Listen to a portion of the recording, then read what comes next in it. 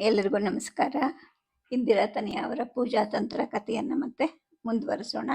ಸಭಾಪತಿ ಅಹೋಬಲಯ್ಯಂಗಾರ್ ಮತ್ತು ಸುದರ್ಶನಂ ಇವರುಗಳು 3 ಜನವೂ ಆತ್ಮಾವಾಹನೆಯ ಒಂದು ಸಾಧನೆಯಲ್ಲಿ ತೊಡಗಿರ್ತಾರೆ. ಈ ಕಡೆ ಭದ್ರಯ್ಯ ತನ್ನ ಹೆತ್ತ ತಾಯಿಯನ್ನೇ ಸಾಯಿಸ್ಬಿಟ್ಟು ಅದರಿಂದ ಒಂದು ಪಿಶಾಚಿಯನ್ನು ವಶಪಡಿಸ್ಕೊಳ್ಬೇಕು ಅಂತ ಹೋಗ್ತಾನೆ. ತಾಯಿಯನ್ನು ತಾನೇ ಕೊಲೆ ಮಾಡಿ ಆನಂತರ ಆ ಶವವನ್ನು ಸ್ಮಶಾನಕ್ಕೆ ಸಾಗಿಸ್ಕೊಂಡು ಅಲ್ಲಿ ಮುಂದಿನ ಕಾರ್ಯವನ್ನು ಮಾಡಬೇಕು ಅಂತ ಅಂದ್ಕೊಳ್ಳೋಷ್ಟರಲ್ಲಿ ಅವನ ಹತ್ರ ಇದ್ದಂತಹ ಒಂದು ಲಾಟಿನೂ ಆ ಕಡೆ ಈ ಕಡೆ ಹರಿದಾಡೋಕ್ಕೆ ಶುರುವಾಗತ್ತೆ. ಇವನಿಗೆ ಒಂಥರ ಭಯನೂ ಆಗುತ್ತೆ. ಜೊತೆಗೆ ನನ್ನ ಜೀವ ಇರೋದು ನೋಡಿ ನಿನ್ನ ಜೀವ ಭಯ ಆಗ್ತಾ ಇದೆಯಾ ಅಂತ ಅವನ ತಾಯಿ ಮಾತಾಡಿದ್ದು ಸ್ಪಷ್ಟವಾಗಿ ಅವನಿಗೆ ಕೇಳಿಸುತ್ತೆ. ಆನಂತರ ಆ ಲಾಟಿನನ್ನು ಭದ್ರವಾಗಿ ಹಿಡ್ಕೋಬೇಕು ಅಂತ ಹೇಳಿಬಿಟ್ಟು ಅವನು ಮುಂದಕ್ಕೆ ಹೋಗ್ತಾನೆ. ಅದರಲ್ಲಿ ಯಶಸ್ಸನ್ನು ಸಾಧಿಸ್ತಾನೆ. ಲಾಟಿನನ್ನು ಹಿಡ್ಕೊಂಡು ಬಂದು ಮತ್ತೆ ಹೆಣದ ಹತ್ರಕ್ಕೆ ಬರ್ತಾನೆ. ಬಂದು ನೋಡಿದ್ರೆ ಸತ್ತು ಮುದುಕಿ ಎದ್ದು ಕೂತಿರೋದು ಗೊತ್ತಾಗತ್ತೆ. ಆಕೆ ಮತ್ತೆ ಬದುಕೊಂಡ್ಬಿಟ್ಲ ಅಂತೇಳ್ಬಿಟ್ಟು ಇವನಿಗೆ ಭಯ ಆಗತ್ತೆ. ಲಾಟಿನನ್ನು ಕೆಳಗಡೆ ಇಟ್ಬಿಟ್ಟು ತನ್ನ ಅಂಗಾಲುಗಳಿಂದ ಆ ಲಾಟಿನನ್ನು ಭದ್ರವಾಗಿ ಮೆಟ್ಕೊಳ್ತಾನೆ. ಅಷ್ಟರಲ್ಲಿ ಅವನಿಗೆ ನಿಂಗಣ್ಣ ಹೇಳಿದ್ದು ನೆನಪಾಗತ್ತೆ. ತಾನು ತಂತ್ರವಿದ್ಯಾ ಪ್ರಯೋಗ ಮಾಡೋಕ್ಕೆ ಪ್ರಯತ್ನ ಮಾಡಿ ವಿಫಲ ಆದಮೇಲೆ ಒಂದು ದಿವಸ ತನ್ನ ಹೆಂಡತಿ ಮುನಿಯಮ್ಮನನ್ನು ಹುಡ್ಕೊಂಡು ಬಂದಿದ್ದ ಲಕ್ಷ್ಮಯ್ಯ ಹೇಳಿರ್ತಾನೆ. ಎಷ್ಟೋ ಸಂದರ್ಭಗಳಲ್ಲಿ ತಟ್ಟಂತ ಎದ್ದು ಕೂತ್ಕೊಂಡ್ಬಿಡುತ್ತೆ ಹೆಣ. ಅಂತಹ ಹೊತ್ತಿನಲ್ಲಿ ಅದರ ಬಾಯಲ್ಲಿ ಮಾಂಸ ಮತ್ತು ಹೆಂಡವನ್ನು ಹಾಕಿದ್ರೆ ಪಿಶಾಚಿ ವಶ ಆಗತ್ತೆ ಅಂತ ಅವನು ಹೇಳಿದ್ದವನಿಗೆ ತಕ್ಷಣ ನೆನಪಾಗತ್ತೆ. ತಕ್ಷಣ ಆತಂಕವನ್ನು ಭಯವನ್ನು ಪಕ್ಕಕ್ಕಿಡ್ತಾನೆ. ಕೈ ಚೀಲದತ್ತ ಕಣ್ಣು ಹರಿಸ್ತಾನೆ. ಆದರೆ ತಾನು ಇಟ್ಟಿದ್ದ ಕಡೆ ಅದು ಇರೋದೇ ಇಲ್ಲ. ಅಯ್ಯೋ ದೇವ್ರೆ, ಈ ಸಲನೂ ಮತ್ತೆ ಕೆಲಸ ಕೆಡೋ ಹಂಗಾಯ್ತಲ್ಲ, ಸರಿಯಾದ ಸಮಯದಲ್ಲಿ ಈ ದೆವ್ವ ಕೈ ಕೊಡ್ತಾ ಇದೆಯಲ್ಲ ಅಂತ ಅಂದ್ಕೊಳ್ತಾನೆ. ಇದ್ದಂತಹ 4 ದವಡೆ ಹಲ್ಲುಗಳನ್ನು ಮುಡಿ ಕಟ್ತಾನೆ. ಲಾಟಿನನ್ನು ಕೈಗೆ ತಗೊಂಡು ತನ್ನ ಕೈ ಚೀಲವನ್ನು ಹುಡುಕೋಕ್ಕೆ ಪ್ರಾರಂಭ ಮಾಡ್ತಾನೆ. ಅವನು ಆ ಕಡೆ ಈ ಕಡೆ ಕಣ್ಣು ಹರಿಸ್ತಾ ನಡೀತಾ ಇದ್ದ ಹಾಗೆ ಹಿಂದುಗಡೆಯಿಂದ ಗಾಜಿನ ಬಳೆಗಳ ಗಲಗಲ ಸದ್ದು ಕೇಳುತ್ತೆ. ತುಂಬ ಮಧುರವಾಗಿರುತ್ತೆ ಆ ಸದ್ದು. ತಕ್ಷಣ ಇವನು ನಿಂತಲ್ಲೇ ನಿಂತ್ಕೊಳ್ತಾನೆ. ಬಳೆಗಳ ಸದ್ದು ಕೂಡ ನಿಂತು ಹೋಗುತ್ತೆ. ಯಾರು ಅಂತ ನೋಡೋಕ್ಕೆ ಇದ್ದಕ್ಕಿದ್ದ ಹಾಗೆ ಹಿಂದಕ್ಕೆ ತಿರುಗಿದಾಗ ಅವನ ಬೆನ್ನ ಹಿಂದೆ ಇದ್ದ ವ್ಯಕ್ತಿ ತನ್ನ ಹಾಗೇನೆ ತಿರುಗಿದ ಹಾಗೆ ಅವನಿಗೆ ಭಾಸ ಆಗುತ್ತೆ. ನಿರಾಸೆಯ ನಿಟ್ಟುಸಿರನ್ನ ಇಟ್ಕೊಂಡು ಆತ ಮತ್ತೆ ಮತ್ತೆ ತನ್ನ ಕೈ ಚೀಲವನ್ನು ಹುಡ್ಕೋಕ್ಕೆ ಶುರು ಮಾಡ್ತಾನೆ. ಒಂದು 10 ಹೆಜ್ಜೆ ಮುಂದೆ ಹೋದಾಗ ಕಾಲ್ಗೇನೋ ತೊಡ್ರದಂಗಾಗತ್ತೆ. ಭದ್ರಯ್ಯ ಲಾಟಿನನ್ನು ನೆಲಕ್ಕೆ ಮುಟ್ಟಿಸಿ ಬಗ್ಗಿ ನೋಡ್ತಾನೆ.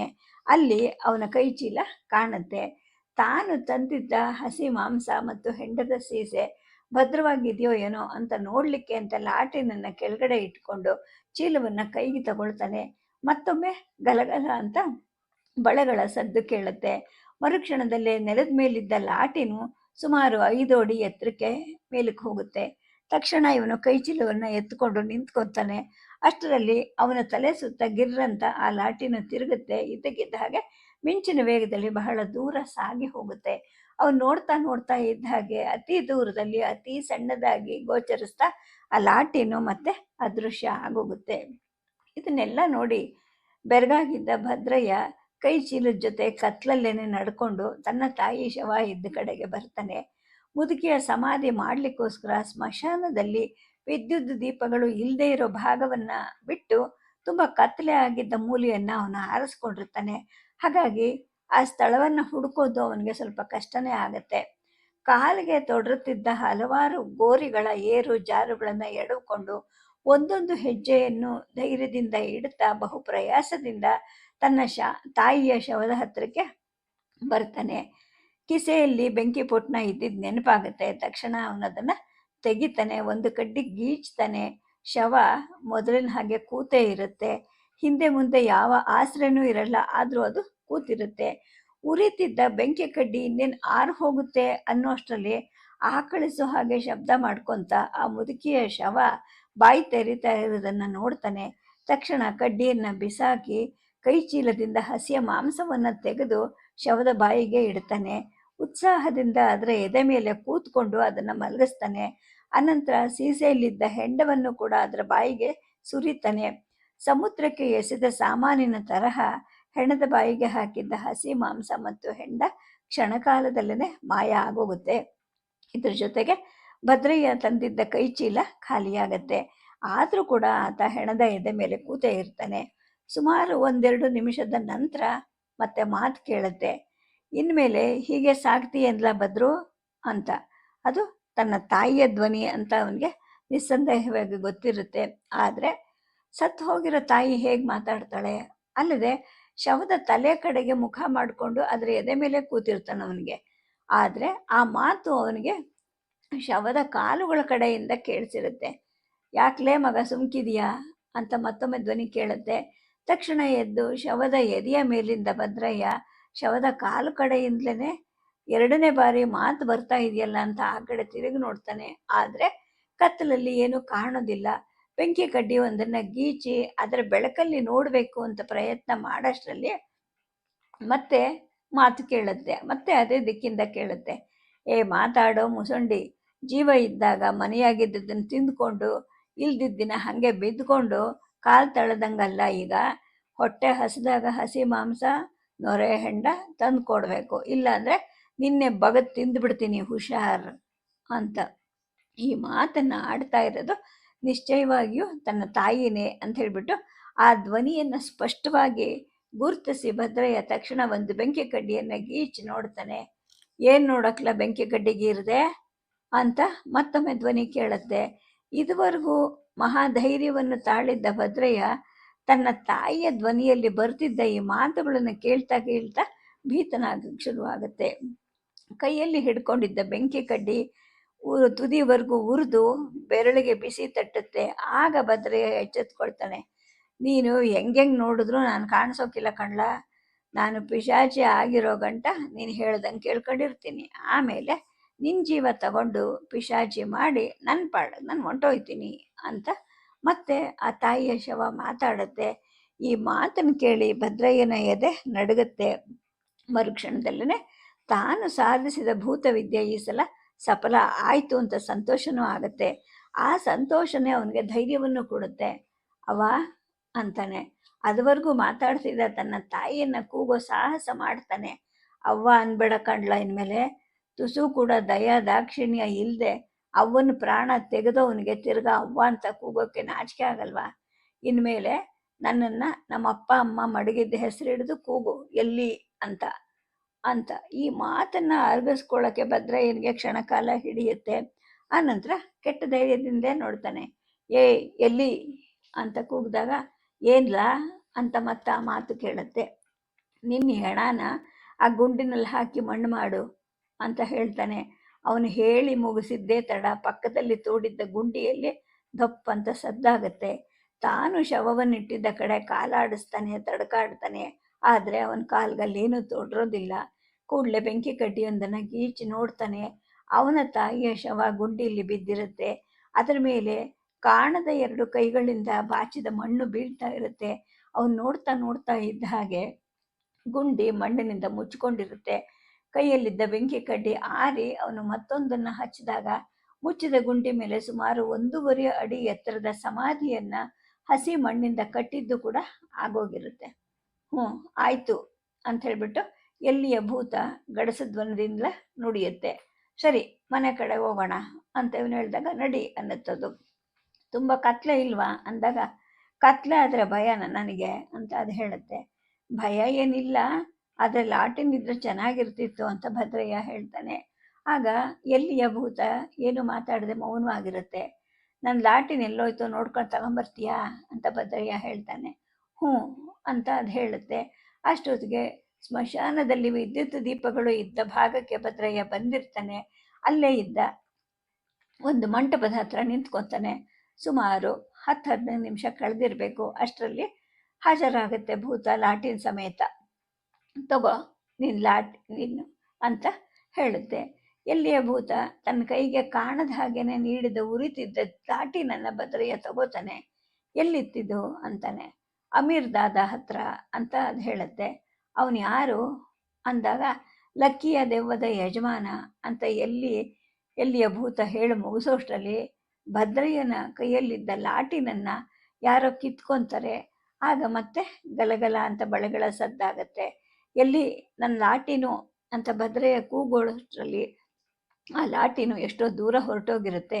ಅದು ಹೋಗ್ತಿರೋ ದಿಕ್ಕನ್ನೇ ಈತ ನೋಡ್ತಾನೆ. ನೋಡ್ತಾ ಇದ್ದ ಹಾಗೆ ದೂರ ದೂರ ಹೋಗ್ತಿದ್ದ ಲಾಟಿನು 2 ಕ್ಷಣ ಕಣ್ಮರೆಯಾಗುತ್ತೆ. ಆನಂತರ ಹತ್ರ ಬರಲಕ್ಕೆ ಪ್ರಾರಂಭ ಆಗುತ್ತೆ. ತಂದು ಬಿಟ್ಯಾ ಎಲ್ಲಿ ಅಂತಾನೆ. ತರದೆ ಬಿಡ್ತೀನಾ ಅಂತ ಮತ್ತೆ ಧ್ವನಿ ಕೇಳುತ್ತೆ. ಕೊಡು ಅಂತ ಇವನು ಹೇಳಿದಾಗ, ಬೇಡ ನಾನೇ ಹಿಡ್ಕೊಂಡು ಬರ್ತೀನಿ ನಡಿ ಅಂತ ಎಲ್ಲಿಯ ಭೂತ ಹೇಳುತ್ತೆ.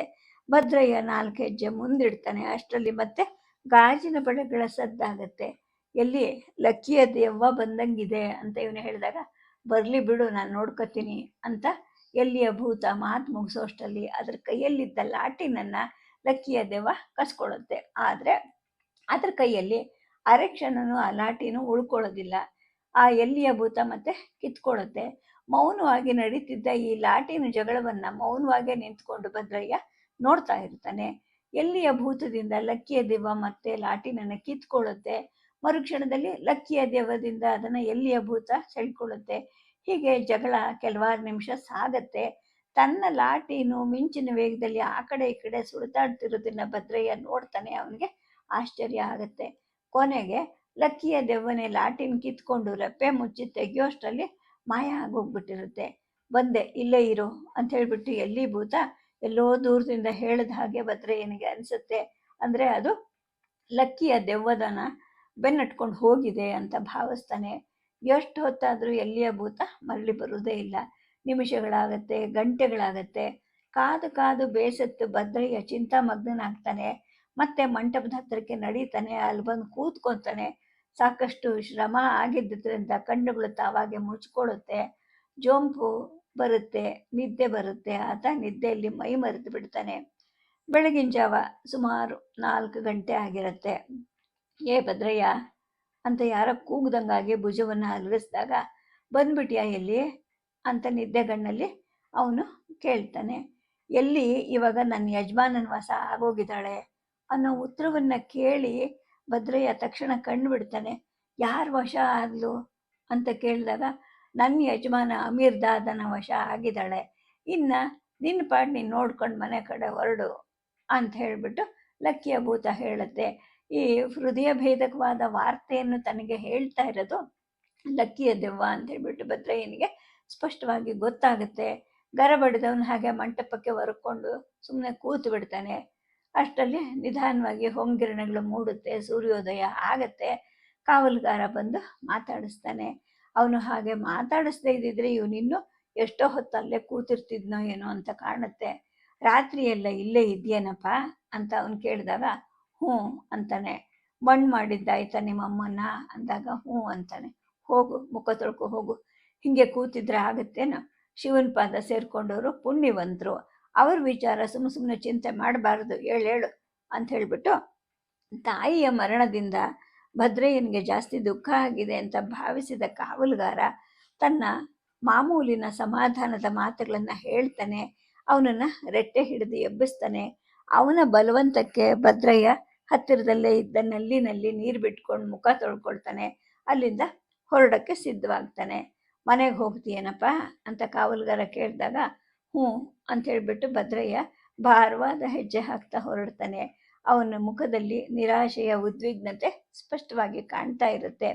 ಹೆತ್ತ ತಾಯಿಯನ್ನು ಕೈಯಾರಿ ಕೊಂದು ಇಡೀ ರಾತ್ರಿ ಬಹಳ ಶ್ರಮ ಮಾಡಿ ಎಲ್ಲ ಸಾಹಸ ಮಾಡಿದ್ರೂ ಕೂಡ ಅದೆಲ್ಲ ಹೊಳೆನಲ್ಲಿ ಹುಣಸೆ ಹಣ್ಣು ತೊಳೆದಂತಾಗಿದೆಯಲ್ಲ ಅಂತ ಹೇಳ್ಬಿಟ್ಟು ಅವನ ಮನಸ್ಸು ಮುದುಡಿ ಹೋಗಿರುತ್ತೆ.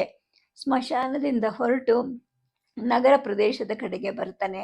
ತುಂಬ ಉದಾಸೀನದಿಂದಲೇ ಅಲ್ಲಿದ್ದ ಒಂದು ಹೋಟೆಲ್ ಹತ್ರಕ್ಕೆ ನಡೀತಾನೆ. ಯಾರು ಇಲ್ಲದ ಒಂದು ಮೇಜಿನ ಹತ್ರಕ್ಕೆ ಹೋಗ್ತಾನೆ. ಕುರ್ಚಿಲಿ ಕೂತ್ಕೋತಾನೆ.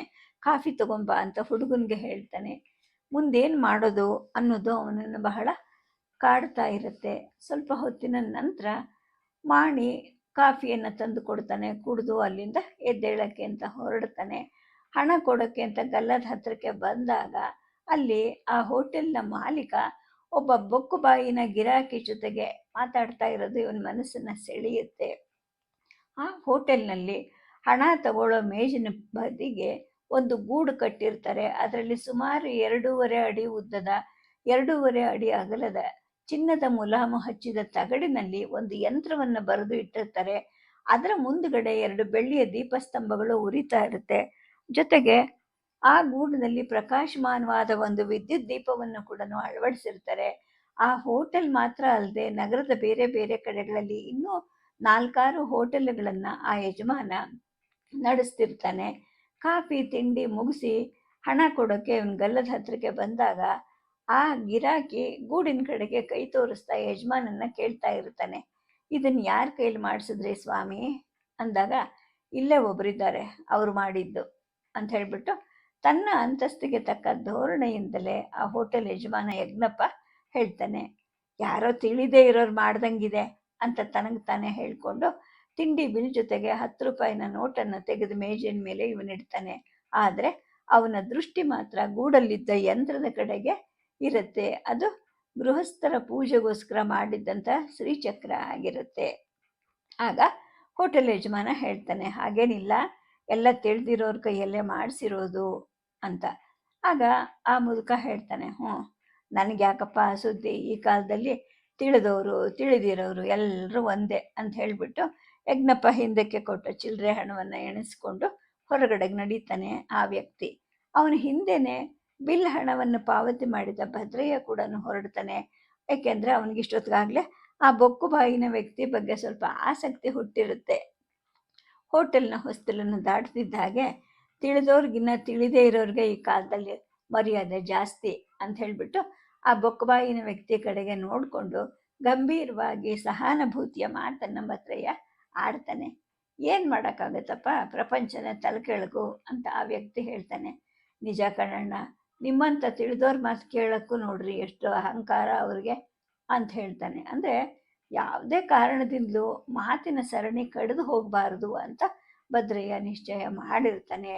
ತನಗೆ ತಿಳಿದ ಮತ್ತು ತಿಳಿದಿರೋ ವಿಷಯಗಳ ಬಗ್ಗೆ ಚುಟುಕು ಚೂರುಗಳನ್ನು ಹೇಳ್ತಾ ಆ ಬೊಕ್ಕು ಬಾಯಿನ ವ್ಯಕ್ತಿಯ ಹಿಂದೆನೇ ನಡೀತಾ ಇರ್ತಾನೆ. ಸ್ವಲ್ಪ ದೂರ ಹೋಗುವಷ್ಟೊತ್ತಿಗೆ ಅವರಿಬ್ಬರಿಗೂ ಸ್ನೇಹ ಬೆಳೆಯುತ್ತೆ.